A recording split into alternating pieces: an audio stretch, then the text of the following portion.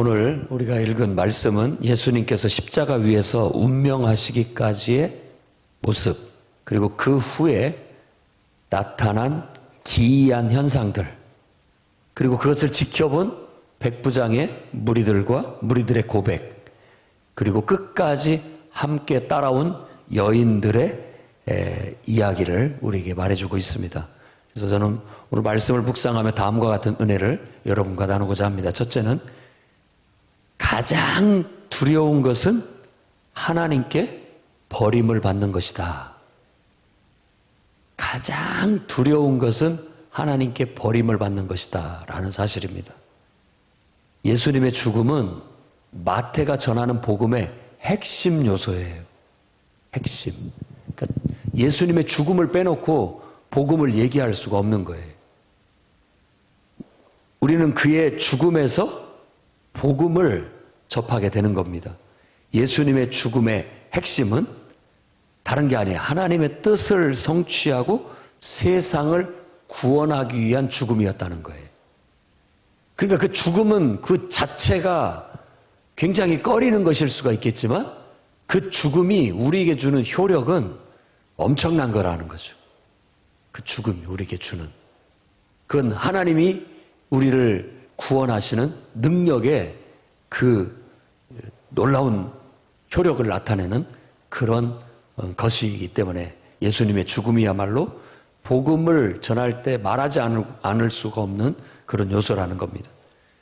하나님의 아들의 죽음은 우리의 머리로는 이해하기 어렵습니다. 어떤 신비예요, 신비. 그분이 이렇게 운명하실 때, 운명하시기 직전에 온 하늘이 어두워졌어요. 깜깜하게. 기이한 일들이 일어나기 시작한 거죠. 그 어둠의 시간이 끝날 때쯤에 예수님은 시편 22편 찬양이기도 하고 기도이기도 한 엘리 엘리 라마 사박다니, 아버지여 아버지여 어찌하여 나를 버리셨나이까, 찬양이기도 하면서, 고난받는 자의 찬양이기도 하면서 고난받는 자의 기도이기도 한 그런 고백을 하는데, 바로 그 비통한 외침은 바로 하나님 앞에 버림받는 영혼, 하나님께 버림받는 영혼의 외침이었다라는 사실입니다. 아버지여 아버지여 어찌하여 나를 버리셨나이까.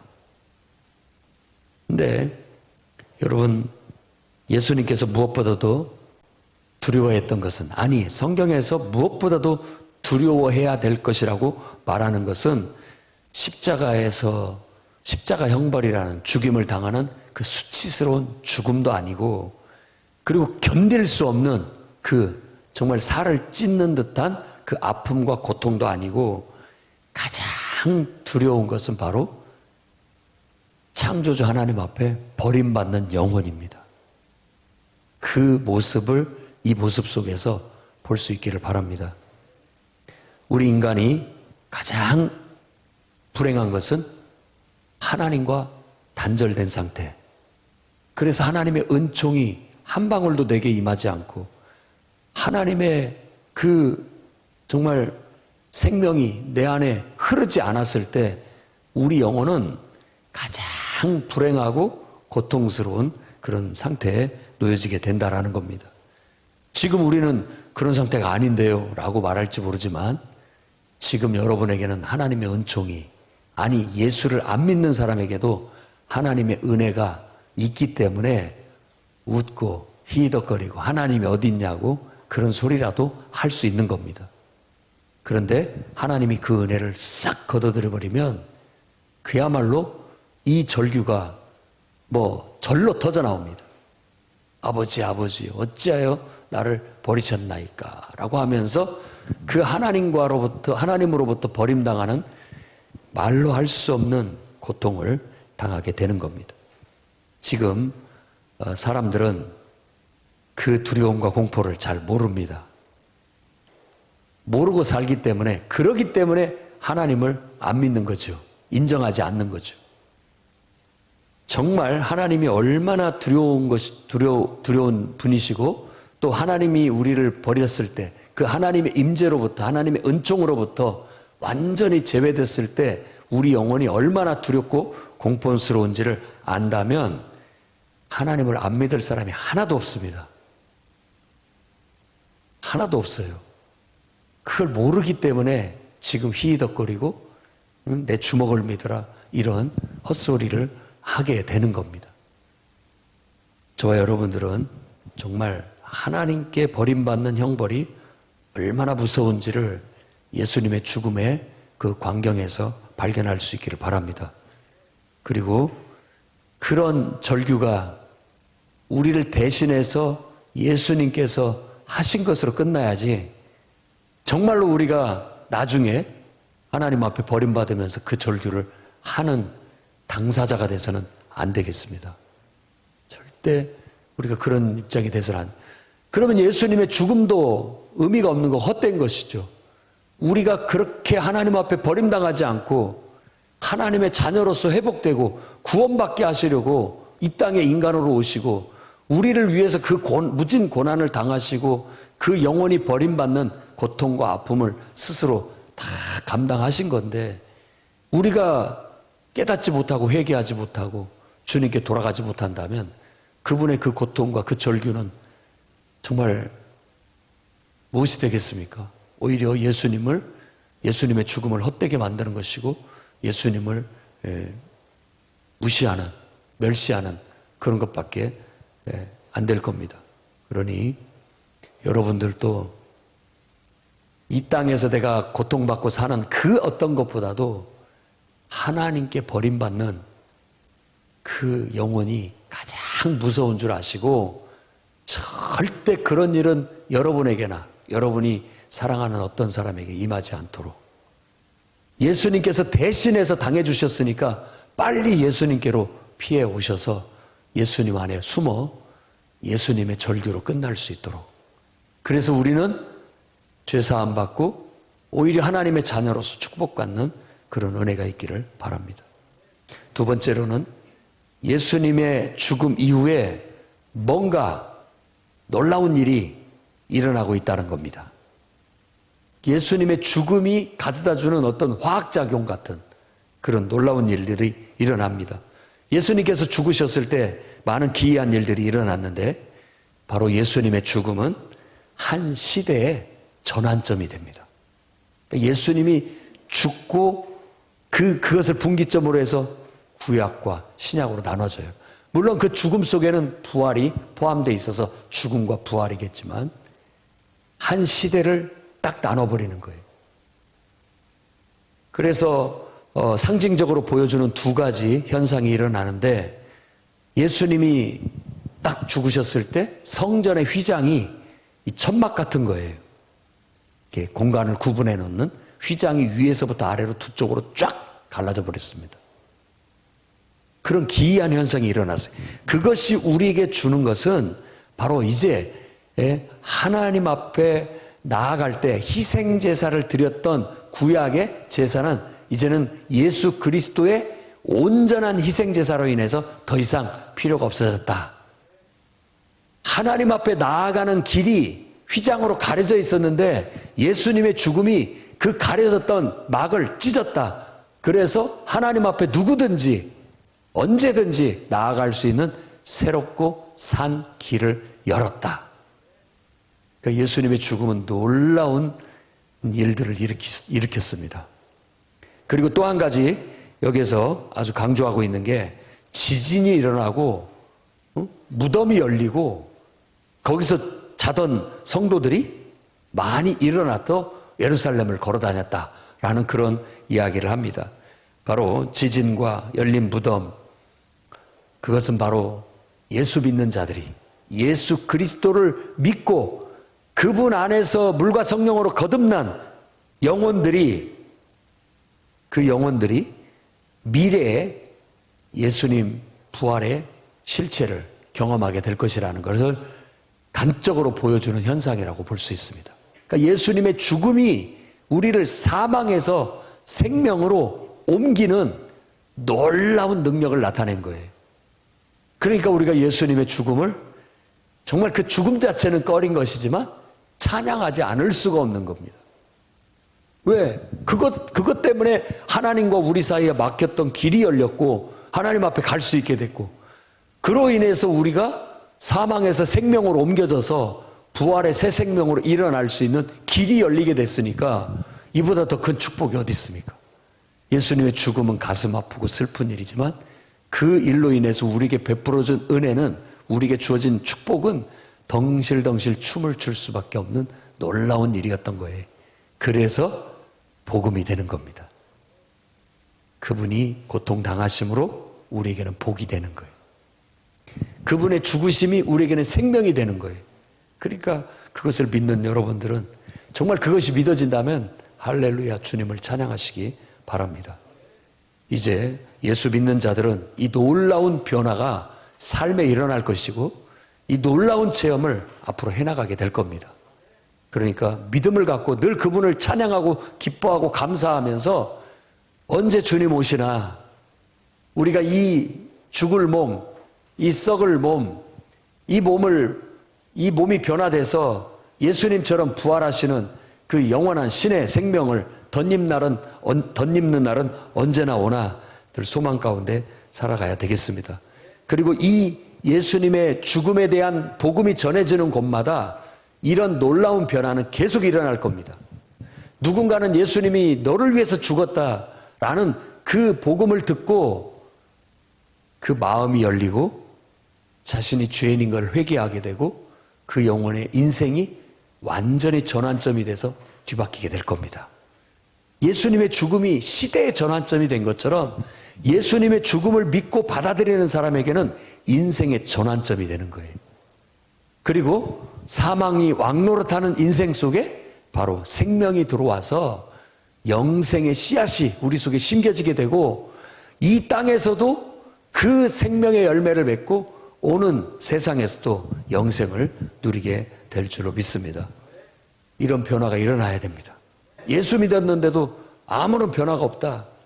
뭔가가 잘못된 거예요. 정말 예수님의 죽음의 효력이, 이 복음의 효력이 나타나야 되는데 약을 먹었으면 약효가 나타나서 열이 펄펄 나는 사람도 열이 뚝 떨어지고 염증이 심한 사람도 염증이 싹 가라앉고 치료돼서 건전해지는 것처럼 우리 인생에도 이 예수님의 죽음이라는 이 복음의 약이 우리 속에 믿어지고 믿음으로 그 효력이 우리 안에 나타나서 여러분 인생의 전환점이 되고 삶의 어둠이 사라지고 하나님의 은총이 임하고 변화가 일어나서 온전히 거듭나 새 사람이 되는 역사가 있기를 주의 이름으로 축원합니다.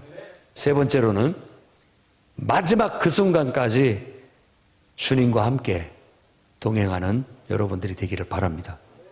마지막까지 예수님의 죽음을 지켜봤던 백부장과 함께 예수를 지키던 군인들, 그들은 이런 현상들을 보고 두려워하며 자발적으로 고백을 했어요. 뭐라고? 이는 진실로 하나님의 아들이었도다. 할렐루야.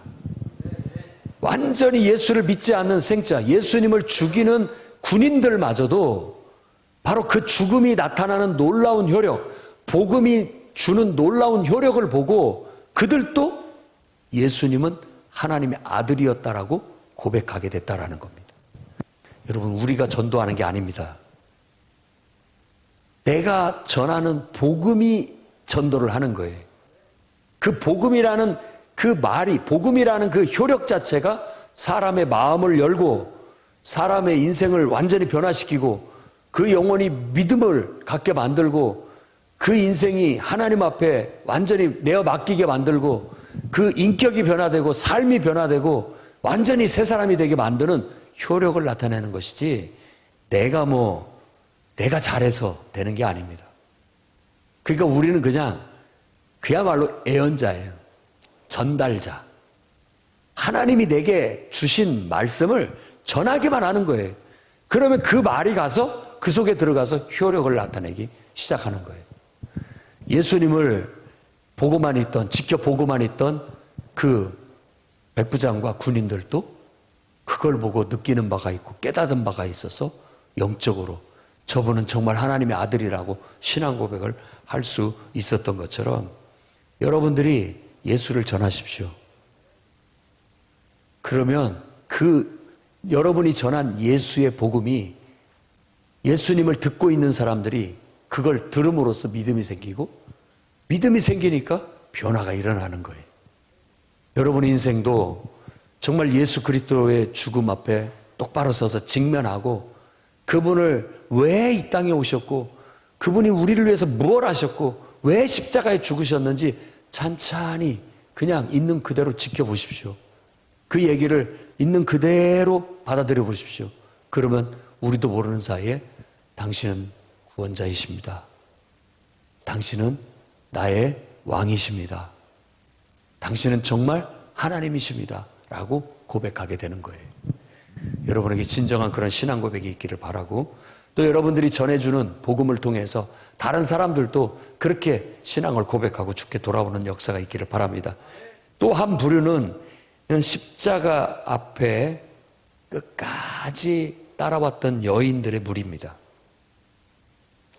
주님이 마지막 운명하시는 그 순간까지 주님과 함께 했던 그런 어떻게 보면 제자들보다도 더 소중한 여인들. 제자들은 다 남자들이었는데 이 숨은 제자들은 어떻게 보면 마지막까지 끝까지 예수님 곁을 지킬 수 있었던 것은 여인들이었습니다. 제자들 못지않은 충성된 믿음을 보여준 사람들이라고 할 수 있습니다. 예수님이 사역하실 때에도 구체적으로 묘사되어 있지 않지만은요, 12 제자들과 함께 다녔지만 그 뒤에 항상 함께 하면서 후원하고 때로는 밥 문제, 먹는 문제, 그리고 또 여행의 경비의 문제, 모든 것들을 뒤에서 보이지 않게 기도하고 후원하고 했던 무리들이 있었는데 그게 바로 여인들의 부리였습니다.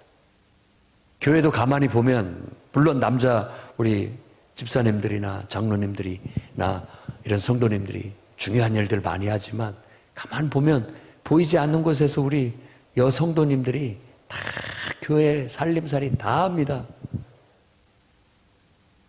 저는 그런 권사님들이나 또 이런 여성도님들, 집사님들 보면은 이게 꼭 떠올라요. 끝까지 예수님의 고난받고 십자가에 못 박혔을 때 제자들은 다 자기 도망가서 숨어 있었지만 여인들은 끝까지 따라와서 그것을 끝까지 지켜보고 있었다라는 거.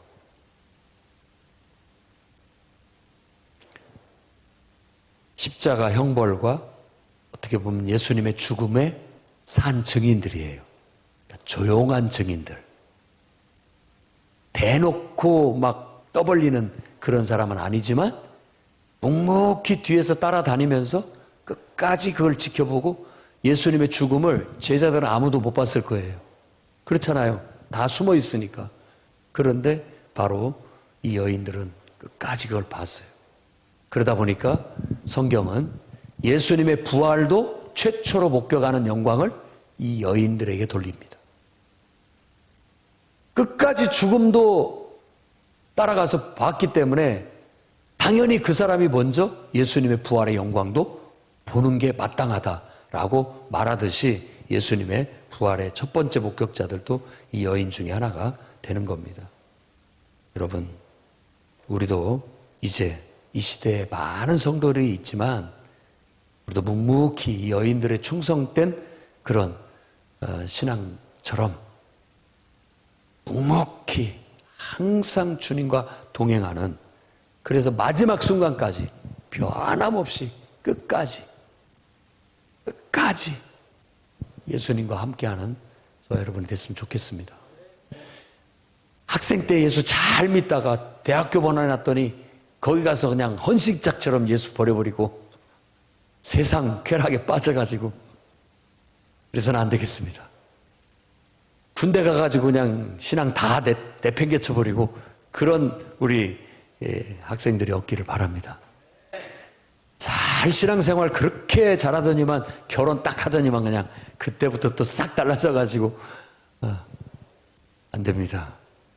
신중하게 결혼도 해야 되고 결혼해서 힘든 거 분명히 있고 또 아이 낳고 육아 문제도 힘들지만 정말 옹골지게 여인들처럼 끝까지 내가 누구냐, 나는 그리스도께 내 인생을 맡긴 주님의 제자다라는 그런 믿음을 갖고 변함없이 좀 힘들면 이겨내고, 좀 핍박이 있어도 이겨내고 신실하게 밀고 나가면 결국 부활의 영광을 최초로 볼 수 있는 영광을 얻는 것처럼 반드시 영광이 따르게 돼 있습니다.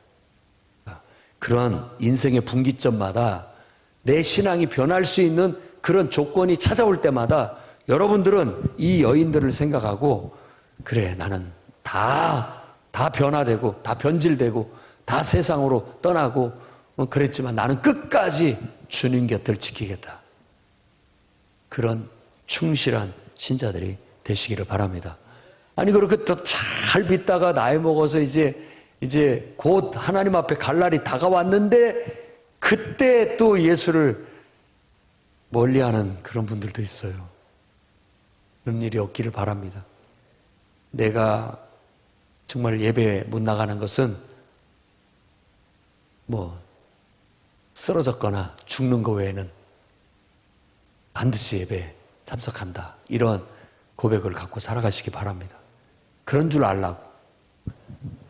내가 하나님 앞에 전도하지 않는 것은 내가 쓰러졌거나 죽는 거 외에는 다른 이유는 없다, 이런 정말 옹골진 신앙.